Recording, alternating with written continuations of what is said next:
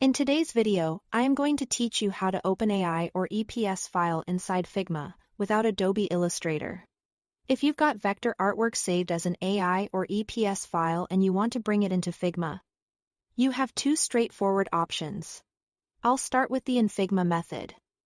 Then show you a quick alternative using a free online converter. First, open your design in Figma so you have a canvas ready. Now open Quick Actions by pressing Ctrl+K. In the search bar, type plugins, then look for the plugin called ConvertMonkey. Select it to open and run the plugin.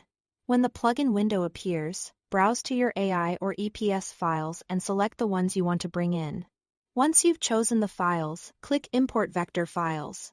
The plugin will handle the conversion and place the vectors right into your Figma file. How long this takes depends on the file size and complexity. Small logos usually import quickly. Large, layered illustrations can take longer. So give it a moment. Keep Figma active while it works. When it's done, you should see vector shapes on your canvas that you can move, scale, and edit like any other Figma vector.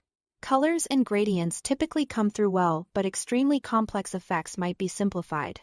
If something looks off, zoom out to make sure the artwork didn't land outside your current view, and check the Layers panel to find the imported group. If you'd prefer not to use a plugin, Figma natively supports SVG files, so you can convert your AI or EPS to SVG with a free online tool and then import it. Go to a converter website such as Convertio. Upload your AI or EPS file and set the output format to SVG to preserve vector paths. Start the conversion, then download the resulting SVG.